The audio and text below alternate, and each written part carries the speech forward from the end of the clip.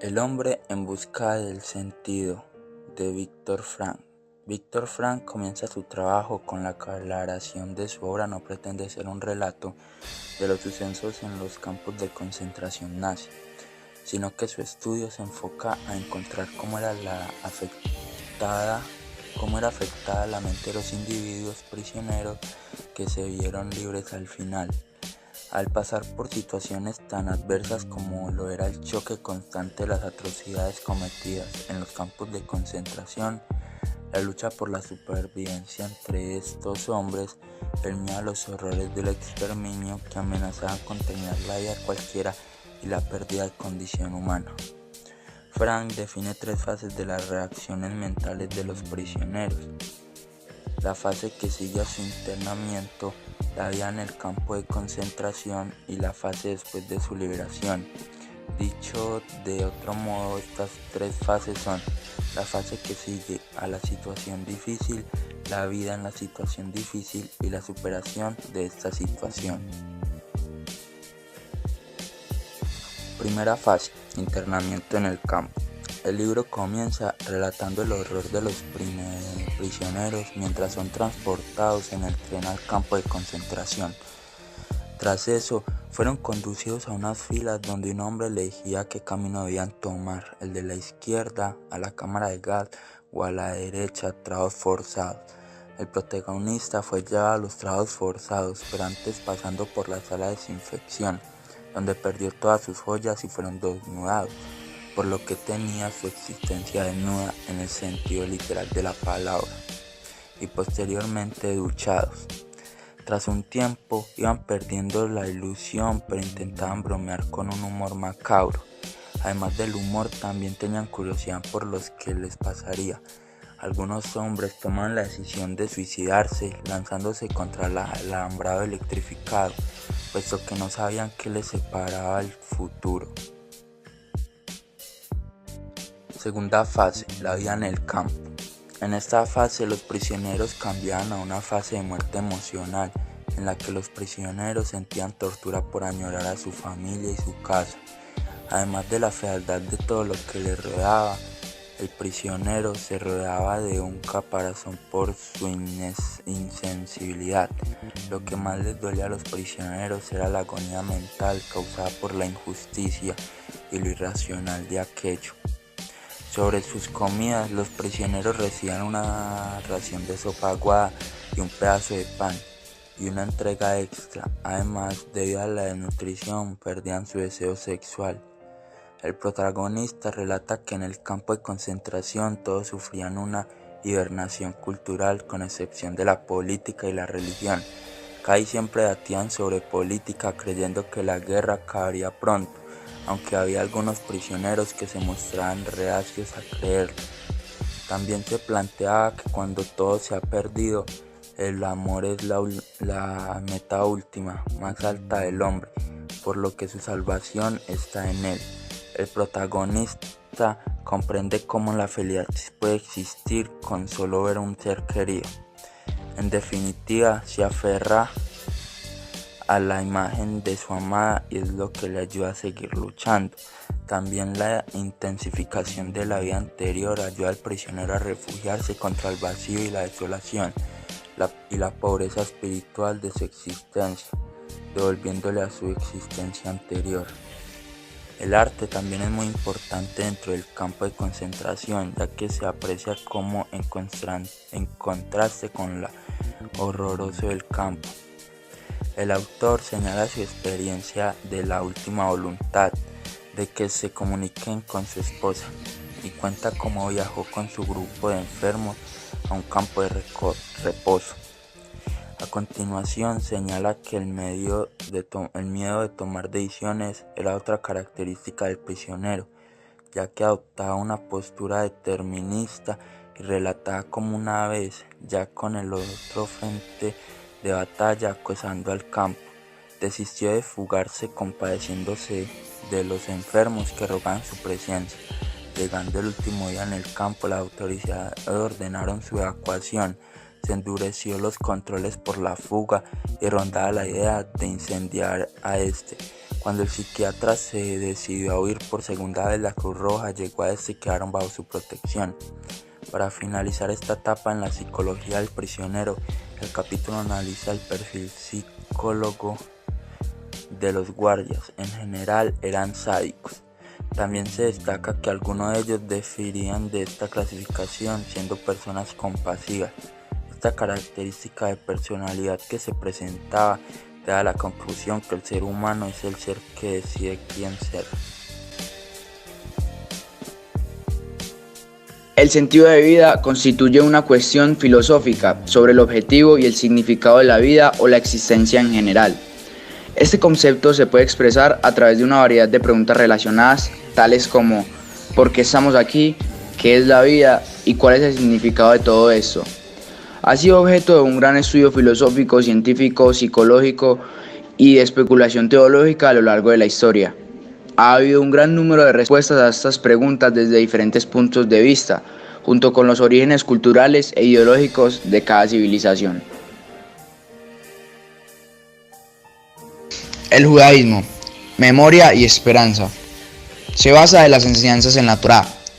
Se habla de llevar vida tolerante con todos. También se dice que la existencia sin cumplimiento de los mandamientos es vacía. Además, se cree en la ley de la retribución, que es básicamente que lo que tú das será recompensado. Se agradece desde sacrificios y se tiene como fin la muerte. El Islam, sumisión a Alá.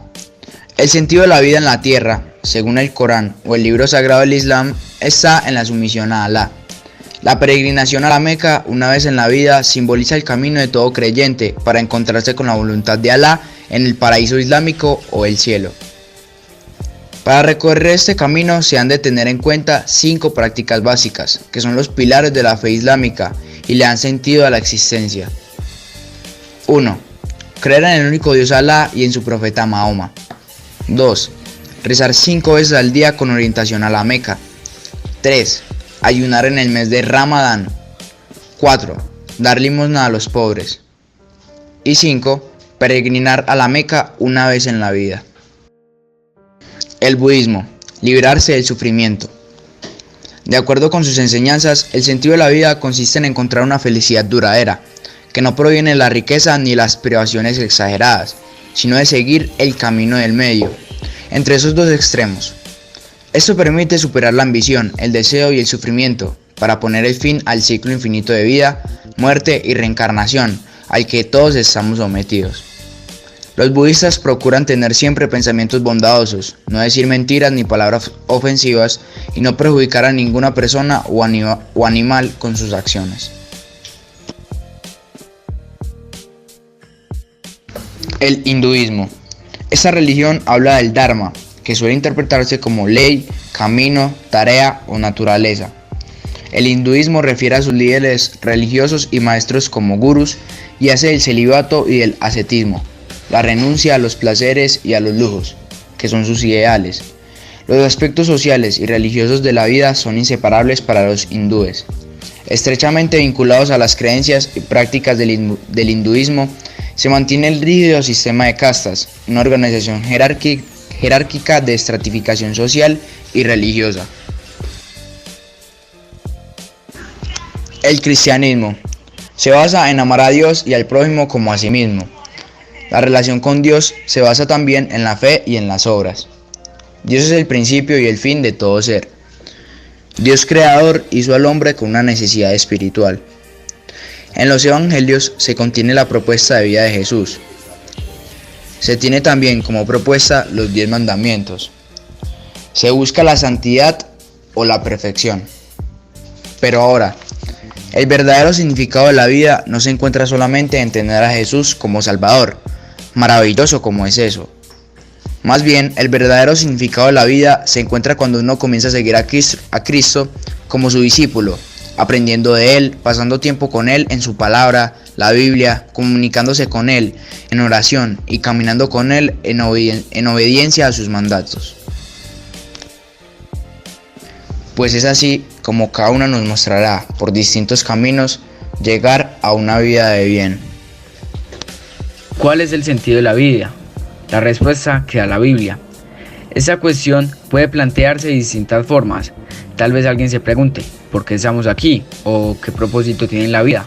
La Biblia indica que nuestro propósito es llegar a ser amigos de Dios. Para comprender mejor este asunto, veamos las verdades fundamentales que revelan las Escrituras. Dios es nuestro creador. La Biblia dice, es Dios quien nos ha hecho y no nosotros mismos. Salmo 103. El creador tiene un propósito para todo lo que ha hecho, incluida la humanidad. Dios nos creó con una necesidad espiritual, la cual incluye el deseo de hallarle sentido a la vida. Él quiere que satisfagamos ese anhelo. Satisfacemos nuestras necesidades espirituales cuando nos esforzamos por conocer a Dios y ser sus amigos, algo que no está fuera de nuestro alcance. De hecho, la Biblia nos hace esta invitación: acérquense a Dios y Él se acercará a ustedes. Santiago 4:8. A fin de ser amigos de Dios, debemos cumplir con el propósito por el cual nos creó. La Biblia deja claro cuál es este propósito por el cual fue creado el hombre: para temer y amar a Dios y obedecer sus mandatos. Eclesiastés 12:13. En el futuro, cuando Dios elimine el sufrimiento y conceda vida eterna a todos sus amigos, aquellos que le sirven con lealtad, se verá totalmente cumplido el propósito de Dios para la humanidad. Así como las bienaventuranzas dibujan el rostro de Dios y describen su caridad, expresan la vocación de los fieles asociados a la gloria de su pasión y de su resurrección. Iluminan las acciones y las actitudes características de la vida cristiana. Son promesas paradójicas que sostienen la esperanza en las dificultades. Anuncian a los discípulos las bendiciones y las recompensas ya incoadas. Quedan inauguradas en la vida de la Virgen María y de todos los santos. Entonces simplemente el sentido de la vida es seguir a Jesús.